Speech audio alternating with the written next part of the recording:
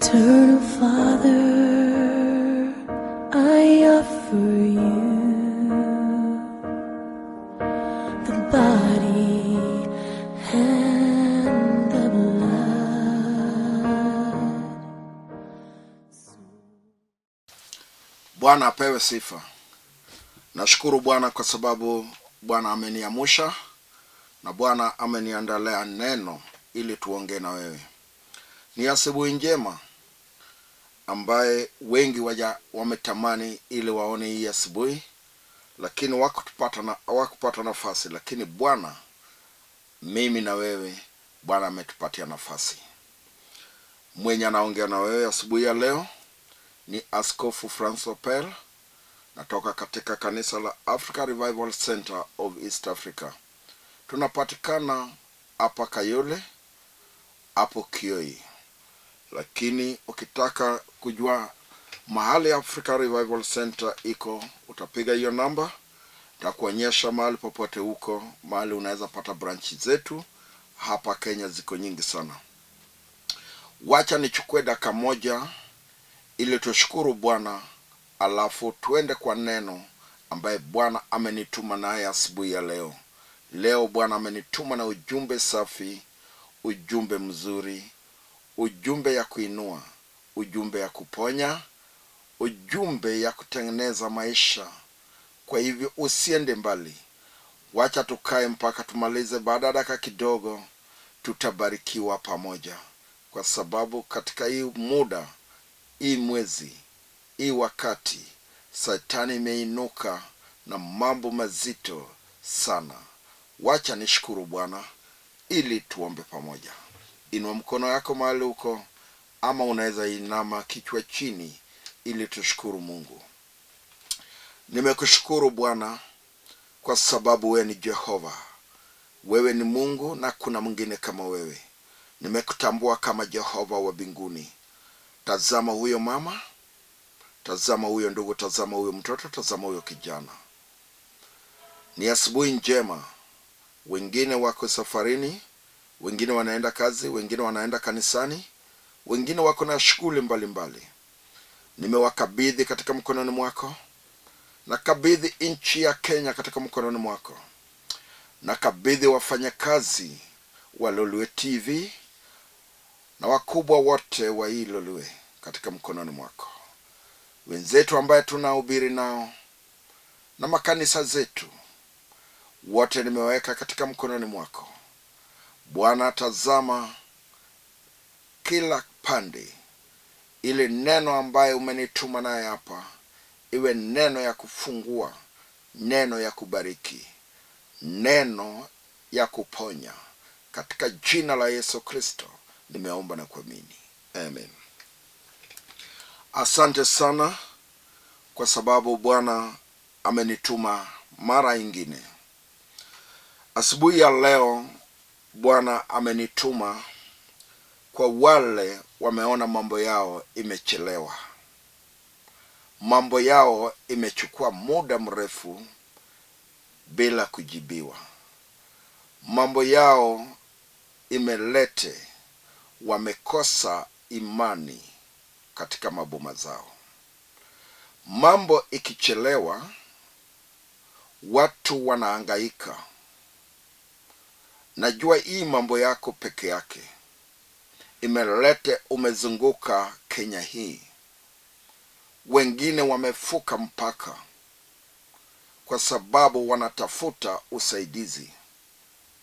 Wengine walikuwa Tanzania, wengine walienda Nigeria, wengine wamezunguka Uganda na nchi mbalimbali, kwa sababu mambo imechelewa. Lakini leo Bwana akona jibu kwa wale wamehangaika, wale wamezunguka, wale wanaona kama mambo yao haifiki kwa haraka. Hata tukiongea sahi Disemba, kuanzia Januari mpaka sahi, wamekuwa wakizunguka. Amekuwa akitezeka, amekuwa akilia, amekuwa akiombeleza. Anauliza ni lini Bwana atamjibu, ni lini Mungu atamjibu, ni lini Jehova atasikia sauti yake, ni lini atatoka katika hii vita, atatoka katika hii kesi, atatoka katika hii madhara na vita za kipepo, ni lini. Lakini Bwana amenituma asubuhi ya leo. Ni leo ndiyo siku yako. Bwana atapanguza machozi, atakujibu, atajibu watoto wako, atajibu juu ya kesi yako, atakujibu kwa yale yote ambao umezunguka ukitafuta na hujafaulu. Bwana akona kifunguo. Leo hii utafaulu. Wacha nikwambie, boma ya Ibrahim na Sara iliwachukua miaka 75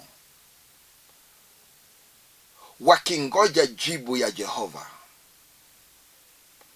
Baada miaka 75 Bwana alileta ujumbe. Bwana alikuja na majibu. Mtoto ambaye walitafuta kwa hiyo miaka zote ilipatikana.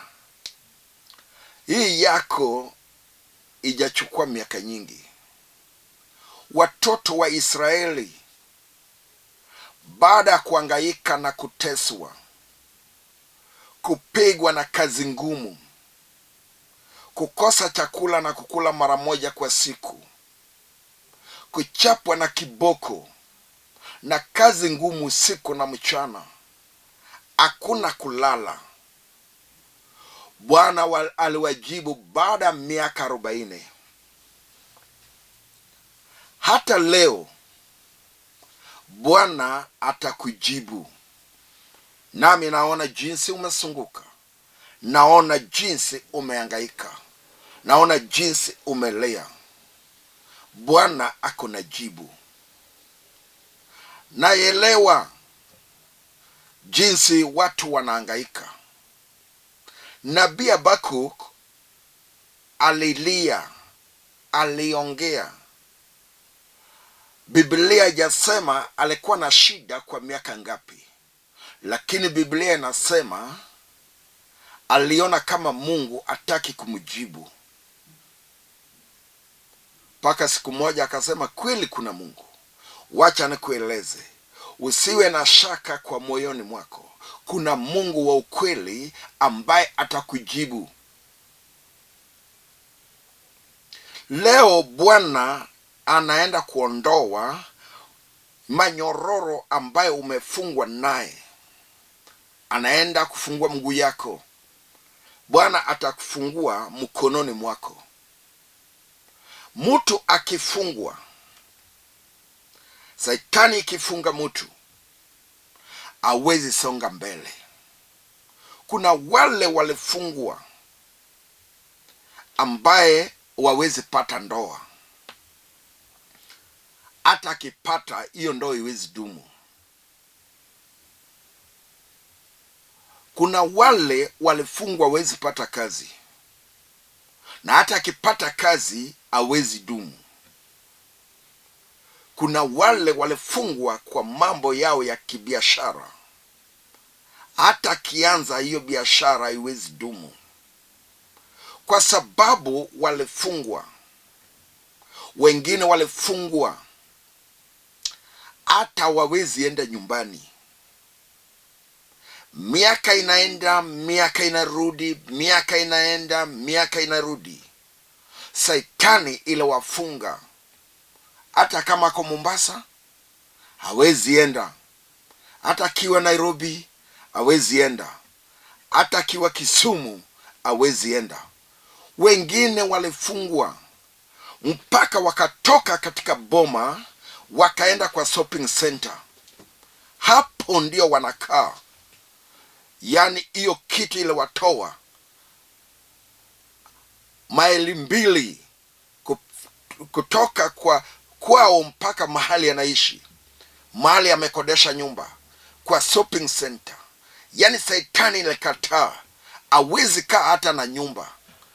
Wacha nikueleze, wale wametezeka kwa muda mrefu, Bwana amekuja na jibu lako. Bwana anakuona jinsi unatezeka. Bwana anaona jinsi unahangaika. Jehova atavunja manyororo ambaye imekufunga mguu na imekufunga mkono. Uwezi songa mbele. Hata kujenga uwezi jenga. Hiyo mpango umekuwa naye miaka. Hata hii mwaka ulikuwa unafikiria utaenda Disemba hii. Disemba ndio hii inaisha. Hauna chochote, hata miti moja. Hauoni hata jinsi unaweza kununua mabati. Yaani mambo yako yote ni ya kuhangaika, kutezeka. Bwana amekuja na ujumbe. Wengine walifungwa ndani ya pombe. Baba anakunywa nyumbani. Mama anakunywa mahali alitoroka akaenda.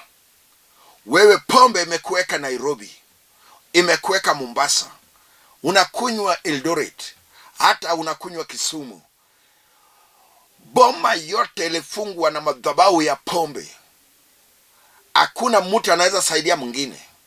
Lakini Bwana amenituma leo hii. Bwana ataondoa hiyo nyororo ambayo iliwafunga pamoja. Shetani ni mwerefu. Alitoa mama kwa boma. Hata kama unakimbia na gari, lakini mzazi hana makao. Wacha nikueleze, Bwana amenituma na ujumbe. Mama yake amehangaika sana. Leo hii Bwana atamuinua. Kupitia hii ujumbe utaregesha mama kwa boma, utaregesha baba kwa boma, utarudi kwa boma. Boma itajengwa, yaani boma itakaa pamoja. Shetani emelete watoto wako wawezi kaa na amani. Mwingine anakunywa kenda huko, mwingine anakunywa kenda pande ile. Mwingine ndoa yake inavunjika pande ile, ndoa ya kijana inavunjika huko.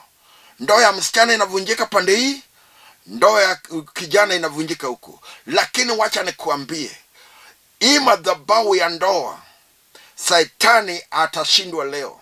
Kwa sababu Bwana amenituma na ujumbe. Atafungua manyororo zote ambaye imekusumbua kwa miaka. Leo hii maisha yako itakuwa vile imekuwa. Leo hii utatembea jinsi ulikuwa unatembea. Bwana anakuja na upako mazito. Bwana anakuja na mambo mazito. Bwana anakuja na uponyaji mazito. Najua jinsi umetezeka. Mambo ikichelewa, watu wanahangaika. Najua umekatwa. Najua umeenda kwa wanabii. Najua umezunguka kwa makanisa. Najua umeenda kwa maapostol. Najua umetembea. Hata kwa waganga umefika. Lakini Bwana anakutazama. Jinsi umehangaika, Bwana ameleta ujumbe. Hautahangaika tena. Atakupanguza machozi na atakuinua mara moja. Paka watu watashangaa ni wapi ulitembea, ni wapi ulipata usaidizi. Kwa sababu maadui wote wameona jinsi umetezeka. Mahali wameketi, kazi yao ni kucheka. Kazi yao ni kuongea juu ya watoto wako, juu vile watoto wanahangaika, juu vile watoto wana ndoa, juu vile watoto ni walevi, juu vile watoto wana makao, juu vile watoto wako hawana ndoa, hata watoto hawana. Wanacheka, wanaongea juu ya boma yako. Lakini ukiamini mama, Mungu atabadilisha watoto wako. Jehova atakuja na jibu. Vile watoto wametezeka, vile watoto wamehangaika. Leo naenda kusoma jambo moja ambaye Bwana amenituma naye kuhusu maisha yako, kuhusu jinsi unatezeka, jinsi boma yako imekwama, jinsi mambo yako imekwama, jinsi umetezeka kwa miaka, jinsi miaka inaenda inarudi, maisha yako hakuna kubadilika. Lakini Bwana ambaye amenituma na neno moja peke yake, ataondoa nyororo ili maisha yako ibadilike. Ambaye imekufunga, mahali umefungwa, utatoroka leo, utasonga mbele. Jinsi ulikuwa unataka, utabarikiwa. Unaona jinsi umezunguka. Kesi inafuata ingine. Kazi hakuna kwa maisha yako. Hata ukipata anaharibu. Ndoa hakuna. Hata ukipata anavunja. Au madhabahu imeanukia boma yako. Vijana hawana kazi. Wasichana wale walisoma, hawana chochote wa kufanya.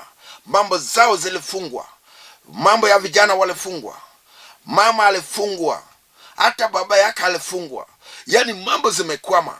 Hakuna mwenye anaanza saidia mwingine. Kila mtu analia kivyake. Lakini Bwana amenituma na ujumbe. Leo hamtalia tena. Leo hamtahangaika tena. Leo hamtasumbuka. Leo mambo yenyu itabadilika.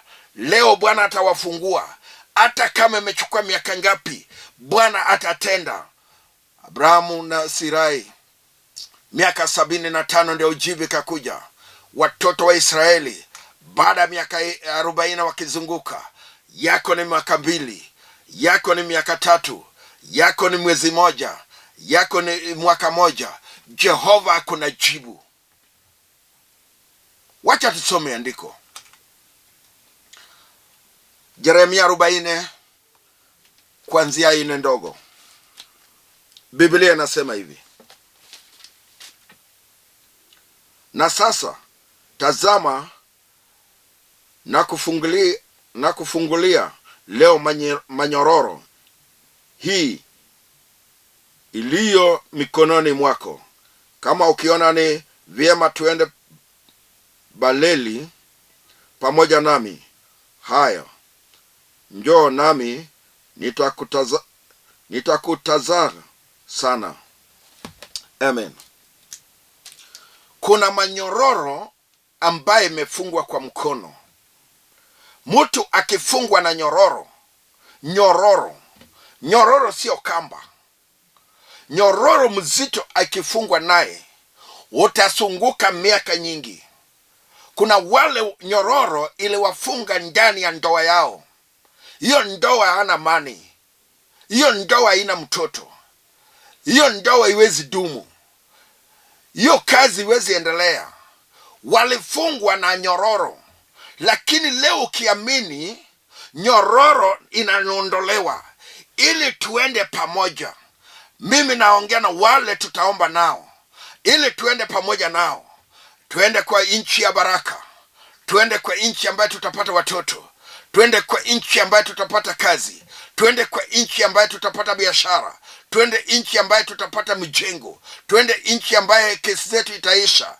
Nchi ambayo mahali tunaelekea sio mahali tulikuwa tumefungwa.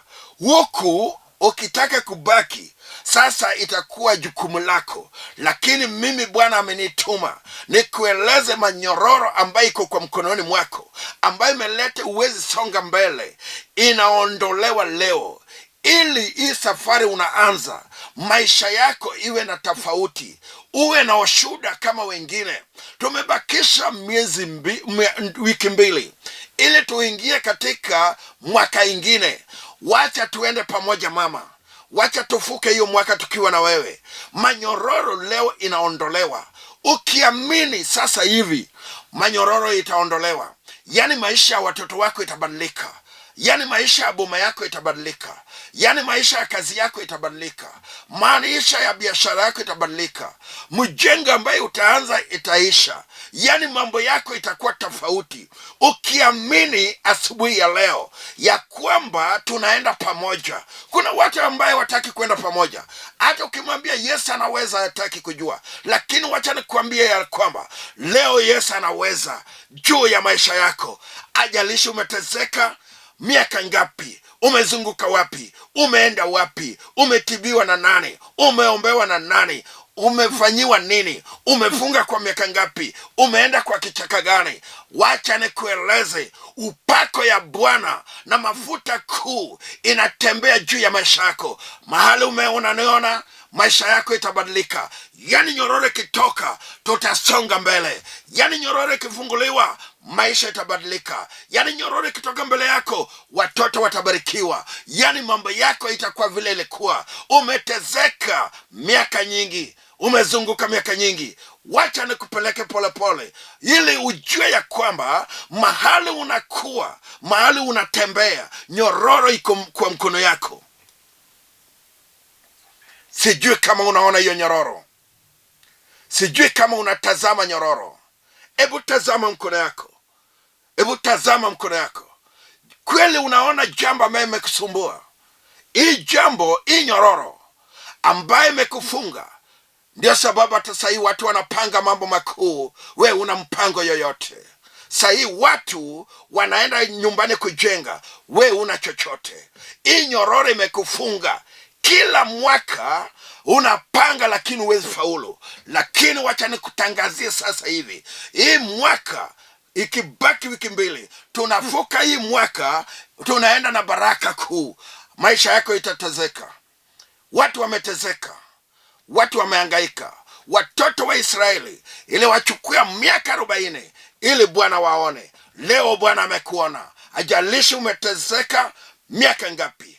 Watoto wako wataolewa, wamezunguka wana mandoa. Watoto wako wataoa, watapata bibi ambaye wamebarikiwa, bibi ambaye inapeana na Jehova, sio bibi ambaye watarogota kwa barabara. Bwana ndiye anasema hivyo. Maisha ya watoto wako, hiyo boma watu watajenga. Ulevi ya baba itaisha, ulevi ya mama itaisha. Baraka kuu inakuja, kwa sababu nyororo ambaye imewafunga kwa pombe, ambaye imewafunga, ambaye mama alitoroka kwa boma miaka mingi, anazunguka Mombasa, mama yake anazunguka Nairobi, anatembea kwa makijiji, amepotea hapa Kisumu, mama yake amepotea hapa Eldoret. Sikiza ndugu, Bwana yuko na uwezo ya kuondoa hiyo nyororo ili mama amerudi nyumbani, ili baba arudi nyumbani. Sikiza, Bwana ndiye anatenda. Hii haifanywi na bishop, haifanywi na apostle, haifanywi na reverend, inafanywa na Jehova. Akisema naondoa nyororo ili tuende pamoja, mpendo wa maisha yako itarudi. Ukikubali, maisha yako itarudi. Leo hii nitaomba na wale waliwekwa nyororo kwa mkono. Mtu akiwa na nyororo kwa mkono, ushuhuda ya masaitani ndiye ako naye. Mara ana kazi, mara kazi yake imekwama, mara ndoa yake imevunjika, yani hana amani, shida juu ya ingine. Mtu akitembea nyororo, kesi juu ya ingine, ajali juu ya ingine. Lakini wacha nikuambie, asubuhi ya leo tunaenda pamoja. Maisha yako itakuwa jinsi imekuwa. Umelia, umetezeka, umehangaika katika moyo. Nyororo inatolewa. Mwenye anatoa nyororo sio apostol huyu ananena, ni Jehova Mungu. Wamama wametembea na manyororo, anaolewa na wanaume 4 kwa mwaka moja. Hata akienda hapo aoni kama kuna tumaini ya kuishi. Anakutana na masaitani dunia hii, anaolewa na mapepo.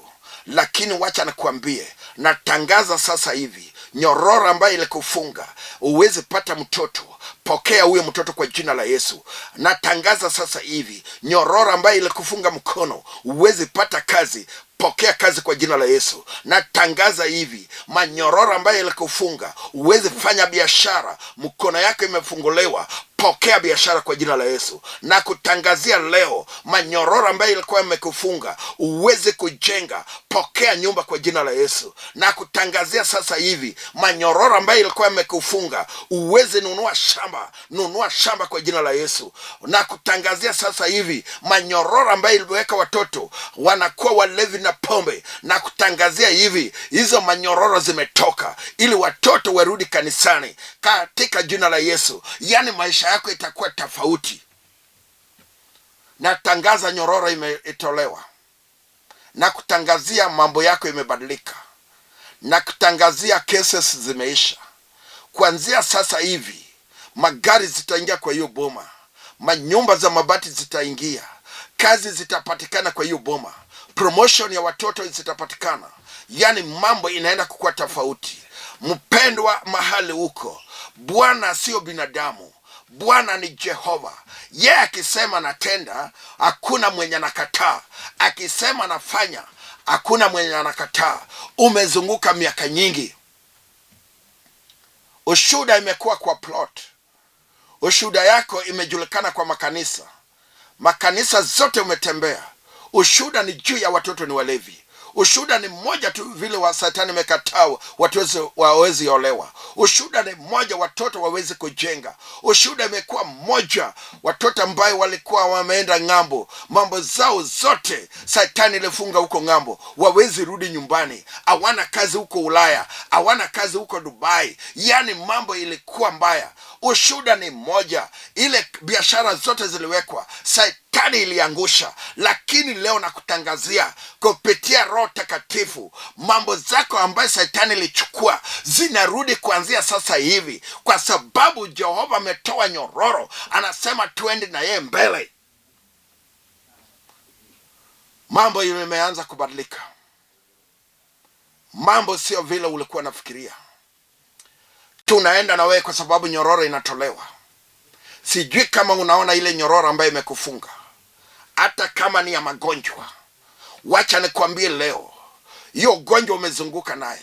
Madaktari wamesema ni kansa, mara wanasema ni TB, mara wanasema ni amoeba, yani ugonjwa ya mfupa, yani wajui ni ugonjwa gani. Hii ugonjwa imezunguka mpaka mali kaisha, watu wakachukua malon, vijana wanatuma pesa kila mwezi. Yani uwezi amuka kwa kitanda, kila siku ni ugonjwa ingine juu ya ingine, magonjwa ingine. Leo imeanza mguu, kesho ni kichwa, kesho kutwa ni mgongo, hata ni kifua. Ujui ni ugonjwa gani. Lakini wacha nitangaze kuanzia sasa hivi, nyororo imefunguliwa. Pata uponyaji kwa jina la Yesu Kristo. Hautalala tena kwa kitanda, kwa sababu mwenye nakuponya ni Jehova wa mbinguni. Yetu ndio kana mamlaka, yani daktari mkuu. Akisema na kuponya, hakuna mwenye atasimama mbele yake. Mama, pokea uponyaji. Ndugu, pokea uponyaji. Kijana, pokea uponyaji. Mahali huko sasa hivi, Yesu anakuponya. Umezunguka. Madaktari wote wa Nairobi wanakujua, wa Mombasa wanakujua, madaktari wa Kisumu wanakujua, wa Eldoret wanakujua, madaktari wa Siaya wanakujua, wote wa Rongo wanakujua, madaktari wa Kisii wanakujua. Unajulikana na madaktari wa kienyeji, madaktari wa hospitali, madaktari ya waganga, madaktari wa mapastors. Yani umejulikana juu ya hiyo ugonjwa moja. Tazama mama, Bwana anatoa nyororo ya magonjwa mbele yako, inatolewa kwa mkono ili upate uponyaji. Mahali uko, guza hapo, hata kama ni tumbo, hata kama ni kichwa, mahali unasikia inakusumbua, guza sasa hivi. Naenda kutangaza upako na uponyaji. Sijui kama unanielewa. Nataka niombe mtu mmoja ambaye nyororo imemsumbua, ambaye ametembea na nyororo miaka nyingi, ambaye amehangaika naye. Natangaza sasa hivi, mahali uko, mahali unaniona, ebu tazama TV. Natangaza sasa hivi, hiyo ugonjwa ambaye inakusumbua, nyororo imetolewa. Pokea uponyaji sasa. Natangaza hivi, nyororo imetoka.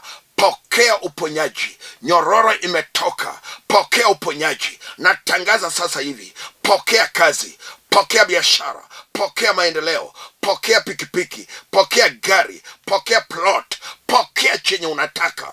Kwa sababu nyororo ikitolewa, baraka zinakuja. Hautahangaika tena, hautasunguka tena, hautahangaika tena. Bwana kupanguzie machozi ili maisha yako ibadilike. Nyororo leo ambaye imekufunga mkono inaondolewa. Ikiondolewa, chenye unahitaji inapatikana.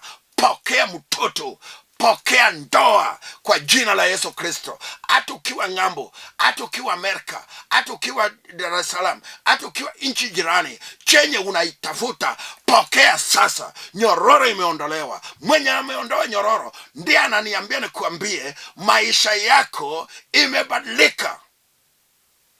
Naenda kuomba na wewe. Sijui kama unatazama mahali ulifungwa, mahali ulifungwa.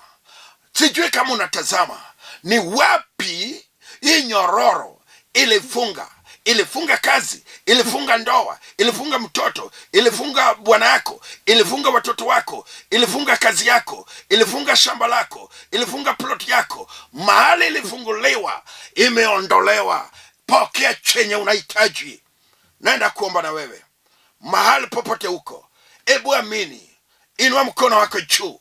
Mahali uko, mahali unaniona, hebu ina mkono juu. Nataka kuomba Mungu wa muujiza, Mungu wa ajabu, Mungu ambaye anatenda, Mungu ambaye anasikia machozi yako, Mungu ambaye anasikia upako, Mungu ambaye anakuona. Mahali umeinua mkono, inua tu mama, tazama hiyo TV, shika hiyo TV na uachilia mafuta ya Yesu Kristo. Kuna muujiza inatendeka juu ya watoto wako, muujiza inatendeka juu ya kazi yako, inatendeka juu ya biashara yako, inatendeka juu ya familia yako, juu ya shamba lako, juu ya maendeleo yako. Muujiza inatendeka juu ya mambo zako. Pokea sasa, pokea sasa, pokea sasa, pokea sasa, pokea sasa, in Jesus name, amen. Mpendo wa Bwana ametenda. Maisha yako haiko jinsi tulipatana asubuhi ya leo. Maisha imebadilika. Ni kwa sababu Bwana ameondoa fungo mbele yako. Sema amen. Mambo imebadilika. Amini, asubuhi ya leo umebarikiwa. Mambo yako imebadilika. Yesu ndiye ametenda. Mwenye alikuwa anaongea na wewe asubuhi ya leo ilikuwa Askofu Francis Opell. Natoka kanisa cha Africa Revival Center hapa Kayole. Na kutangazia kesho Jumapili, fika kanisani.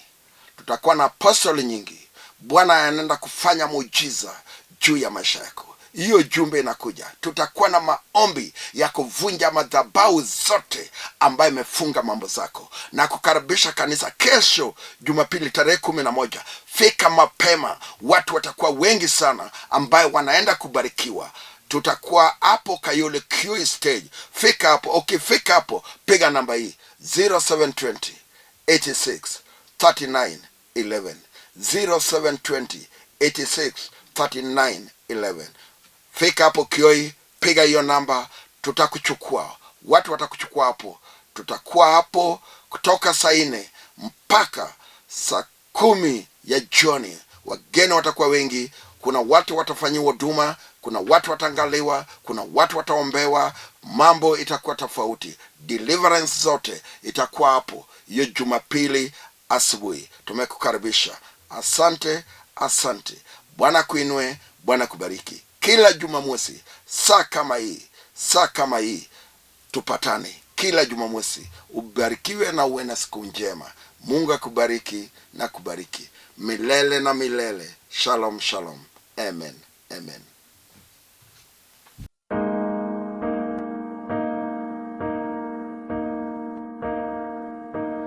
Eternal Father, I offer you the body